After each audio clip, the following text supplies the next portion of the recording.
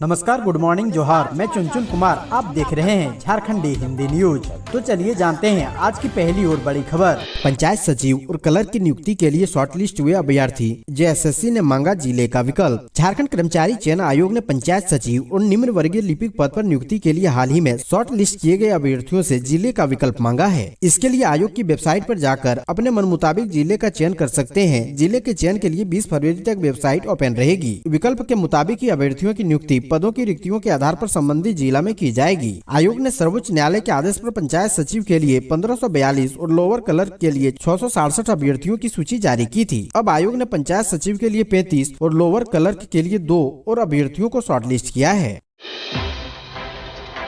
नक्सल प्रभावित लातेहार में रात गुजारने वाले पहले सीएम बने हेमंत सोरेन। झारखंड अलग राज्य बनने के बाद नक्सल ग्रस्त लातेहार जिला मुख्यालय में रात बिताने वाले हेमंत सोरेन पहले मुख्यमंत्री बन गए हैं। इससे पहले मुख्यमंत्री ने नक्सलियों की सुरक्षित शरण स्थली के रूप में कुख्यात बूढ़ा पहाड़ का दौरा कर सुरक्षा बलों का हौसला बढ़ाया था। अब नक्सल ग्रस्त जिले में सीएम ने पूरी संजीदगी के साथ शाम को कई स्थलों का निरीक्षण किया और पूरी निश्चितता के साथ रात बिताई। उन्होंने सोमवार को लातेहार व चतरा जिले की संयुक्त विकास की बैठक ली। इसके बाद खतियानी जोहार यात्रा कार्यक्रम में भी शामिल हुए। सीएम ने लातेहार में रात बिताकर यह संदेश देने का प्रयास किया है कि राज्य की हेमंत सरकार जमीन से जुड़ी हुई सरकार है। अब नक्सल समस्याओं का निदान और विकास कार्य परवान पर चढ़ रहे हैं। निकाय चुनाव और कॉलेजों में शिक्षकों की नियुक्ति का रास्ता साफ, राज्यपाल रमेश बैस ने जाते जाते दी मंजूरी। राज्यपाल रमेश बैस ने सोमवार को एक विधेयक और 2 नियमावली पर अपनी स्वीकृति दे दी है। इससे राज्य में जहां निकाय चुनाव का रास्ता साफ हो गया है, वहीं विश्वविद्यालयों और कॉलेजों में शिक्षकों की भी नियुक्ति हो सकेगी। राज्यपाल ने झारखंड नगर पालिका संशोधन विधेयक 2022 और निजी एवं सरकारी बीएड कॉलेजों में नामांकन एवं शुल्क निर्धारण से संबंधित नियमावली और यूजीसी रेगुलेशन 2018 के तहत राज्य में गठित नियमावली की अपनी स्वीकृति प्रदान की है। झारखंड नगर पालिका विधेयक 2022 के तहत नगर निगम में महापौर और नगर पालिका के अध्यक्ष पद का आरक्षण वहां की आबादी के अनुसार तय किया जाएगा।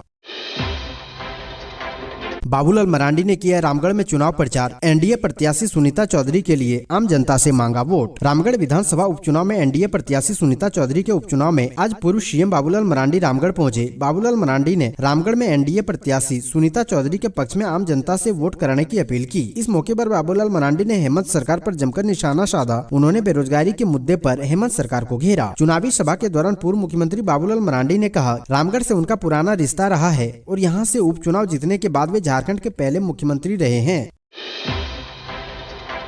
कृषि शुल्क बढ़ोतरी के खिलाफ व्यवसायियों की अनिश्चितकालीन हड़ताल शुरू। पहले दिन 100 करोड़ का नुकसान। पंडरा बाजार समिति जहां रोजाना हजारों की संख्या में दुकानदार और खरीदारों की भीड़ लगी रहती है, लेकिन बुधवार को यह भीड़ नहीं दिखी। इसकी वजह थी कि बुधवार से व्यवसायियों ने कृषि शुल्क बढ़ोतरी के खिलाफ अनिश्चितकालीन हड़ताल पर चले गए हैं। आंदोलन के पहले दिन करीब 100 करोड़ रुपए का नुकसान हुआ है। व्यवसायियों की हड़ताल की वजह से रांची सहित पूरे राज्य में खाद्यान्न के अलावे सब्जी और फलों के थोक और खुदरा व्यवसाय प्रभावित हुए हैं। हड़ताल के पहले दिन रांची के पंडरा बाजार समिति और अपर बाजार में पूरी तरह से व्यवसायिक कारोबार ठप रहा।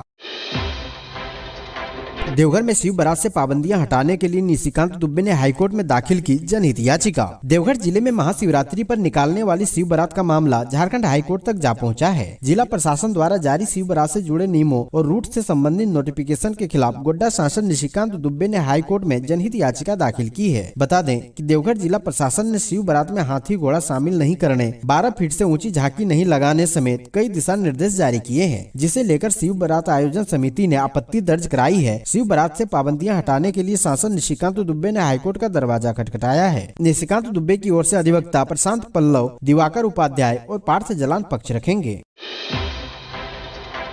झारखंड में आने वाले 5 दिनों में मौसम रहेगा शुष्क, न्यूनतम तापमान में बढ़ोतरी होने की संभावना। रांची मौसम विज्ञान केंद्र के अनुसार पिछले 24 घंटे में झारखंड में मौसम शुष्क रहा है। राज्य में सबसे अधिकतम तापमान चाईबासा में 30 डिग्री सेल्सियस रिकॉर्ड किया गया है। वहीं न्यूनतम तापमान 7.5 डिग्री सेल्सियस सिमडेगा में रिकॉर्ड किया गया है। प्रमुख शहरों जैसे रांची में न्यूनतम तापमान 10 डिग्री सेल्सियस, जमशेदपुर में 12.2 डिग्री सेल्सियस रिकॉर्ड किया गया है। वहीं बात की जाए रांची मौसम विज्ञान केंद्र के मौसम पूर्वानुमान का, तो झारखंड में आने वाले 5 दिनों में मौसम शुष्क ड्राई रहेगा और न्यूनतम तापमान में भी 4 से 5 डिग्री सेल्सियस की बढ़ोतरी देखने को मिल सकती है। वहीं 17, 18 और 19 फरवरी को झारखंड के पूर्व भाग कोल्हान और संथाल में आंशिक बादल देखने को मिल सकती है। आने वाले 5 दिनों में बारिश की कोई भी संभावना नहीं जताई गई है। कुल मिलाकर यदि बात की जाए तो आने वाले 5 दिनों में न्यूनतम तापमान में बढ़ोतरी होने की संभावना है।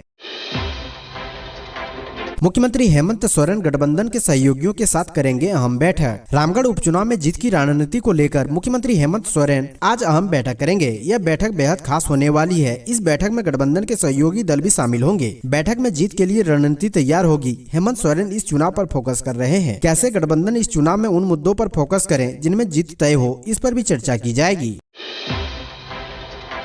हमें परेशान किया जा रहा है, गिराया नहीं जा सकता। लातेहार में सीएम हेमंत सोरेन ने बीजेपी पर कुछ यूं कसा तंज। खतियानी जोहार यात्रा के तहत झारखंड के मुख्यमंत्री हेमंत सोरेन अमरवीर शहीदों की पावन धरती लातेहार पहुंचे। यहां जिला खेल स्टेडियम में आयोजित कार्यक्रम के दौरान जनता को संबोधित करते हुए बीजेपी का नाम लिए बगैर निशाना साधा। सीएम हेमंत सोरेन ने कहा, पहली बार जनता के सहयोग से राज्य में मजबूत सरकार बनी है, जिसे लगातार अस्थिर करने का प्रयास किया जा रहा है। झारखंड सीएम हेमंत सोरेन ने लातेहार में जनता को संबोधित करते हुए कहा कि प्रत्येक जिले में खतियानी जोहार यात्रा में लोगों की भीड़ यह दिख रही है कि खतियानी का मतलब क्या है, खतियानी की मांग क्या है। जो विपक्षी खतियान की हमारी मांग को असंवैधानिक कहते हैं, उनके लिए प्रत्येक यात्रा में उमड़ी लोगों की भीड़ का यह संदेश ही काफी है।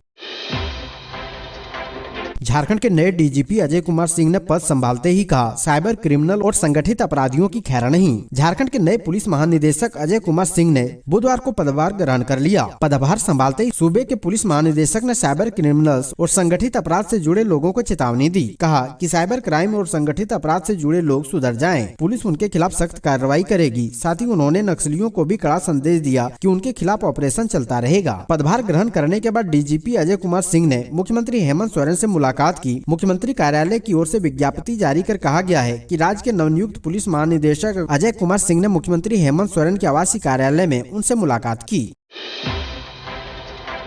बीजेपी सांसद निशिकांत दुबे को राहत बरकरार, जानिए हाईकोर्ट के किस बेंच ने मामला सुनने से किया इनकार। भाजपा के गोड्डा सांसद निशिकांत दुबे को झारखंड हाईकोर्ट से मिली राहत बरकरार है। झारखंड हाईकोर्ट ने उनके खिलाफ 5 अलग अलग मामलों में किसी तरह की पीड़क कार्रवाई नहीं करने का आदेश दिया है। निशिकांत दुबे की ओर से अधिवक्ता प्रशांत पल्लव और उनके जूनियर पार्थ जलान ने पक्ष रखा। अब अदालत अगले सप्ताह मामले में सुनवाई करेगा। अगली सुनवाई तक निशिकांत दुबे को मिली राहत जारी रहेगी। बुधवार को सुनवाई के दौरान राज्य सरकार की ओर से अधिवक्ता मनोज कुमार ने अदालत में उपस्थित रहे। यह मामला हाईकोर्ट के न्यायाधीश जस्टिस गौतम चौधरी की कोर्ट में सूचीबद्ध था, लेकिन उन्होंने अपनी बेंच में निशिकांत दुबे की याचिका पर सुनवाई करने से इनकार कर दिया।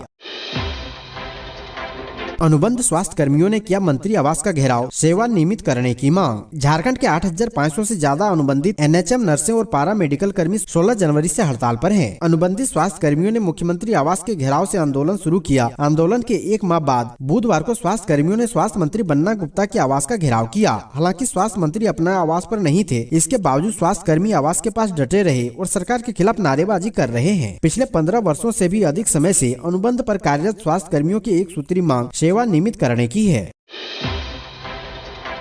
देवघर में धारा 144 व दुमुहानी में जामवाड़ा होने पर भाजपा नेता अभय सिंह ने स्वास्थ्य मंत्री को घेरा। भारतीय जनता पार्टी के वरिष्ठ नेता एवं धनबाद के संगठन प्रभारी अभय सिंह ने स्वास्थ्य मंत्री बन्ना गुप्ता पर दोहरी राजनीति करने का आरोप लगाया। कहा कि महाशिवरात्रि पर हिंदू आस्था के केंद्र देवघर में धारा 144 लागू कर दी गई है, जबकि उसी दिन जमशेदपुर के दुमुहानी में स्वास्थ्य मंत्री शाही स्नान एवं स्वर्ण रेखा आरती के बहाने जामवाड़ा लगा रहे हैं। हिंदू देवी देवताओं की शरण में जाना एवं अल्पसंख्यक तुष्टीकरण की राजनीति वे वोट बैंक के खातिर कर रहे हैं, लेकिन हिंदू जनमानस उनकी चाल समझ गया है। महाशिवरात्रि के बाद दुमुहानी घाट का गंगा जल से शुद्धिकरण किया जाएगा, साथ ही सभा करके उनकी पोल खोली जाएगी। शिव बारात में शामिल होने के लिए आमंत्रित श्री शिव बारात आयोजन महासमिति पहाड़ी मंदिर रांची के प्रतिनिधि मंडल ने मुख्यमंत्री हेमंत सोरेन से की मुलाकात। मुख्यमंत्री हेमंत सोरेन से कांकी रोड रांची स्थित मुख्यमंत्री आवासीय परिसर में श्री शिव बारात आयोजन महासमिति पहाड़ी मंदिर रांची के प्रतिनिधि मंडल ने मुलाकात की। मुख्यमंत्री हेमंत सोरेन को प्रतिनिधि मंडल ने आगामी 18 फरवरी 2023 को महाशिवरात्रि के अवसर पर आयोजित होने वाले श्री शिव बारात सम्मिलित होने हेतु आमंत्रित किया। इस अवसर पर मुख्यमंत्री ने श्री शिव बारात आयोजन महासमिति के प्रतिनिधि मंडल से श्री शिव बारात के आयोजन हेतु की जा रही तैयारियों की जानकारी ली। मुलाकात करने वाले प्रतिनिधि मंडल में श्री शिव बारात आयोजन महासमिति पहाड़ी मंदिर रांची के अध्यक्ष राजेश कुमार साहू एवं अन्य उपस्थित थे। धनबाद में खौफ के साए में जी रहे हैं कारोबारी, रंगदारी मांगने का नहीं थम रहा सिलसिला, मुंह खोलना जान पर भारी। धनबाद जिले के व्यवसायियों और कारोबारियों से रंगदारी मांगने का सिलसिला थम नहीं रहा है। इसी कड़ी में अब अपराधियों ने पार्क मार्केट को अपना निशाना बनाया है। इस बार रंगदारों ने पार्क मार्केट के एक प्रतिष्ठित डॉक्टर समेत वहां के अन्य 3 व्यवसायियों से रंगदारी की मांग की है। रंगदारी नहीं देने पर बुरे परिणाम की धमकी दी गई है। इस धमकी से डॉक्टर व व्यवसायी सभी काफी खौफ में है। मामले को लेकर अब तक पुलिस से कोई शिकायत नहीं की गई है। पार्क मार्केट के एक व्यवसायी ने पूर्व में रंगदारी की शिकायत की थी। इसके बाद से गैंग ऑफ वासेपुर के प्रिंस खान की ओर से उसे धमकी दी जा रही है। इधर रंगदारी मांगे जाने की जानकारी व्यवसायियों का प्रतिनिधित्व करने वाली संस्था park market chamber of commerce को दी गई है।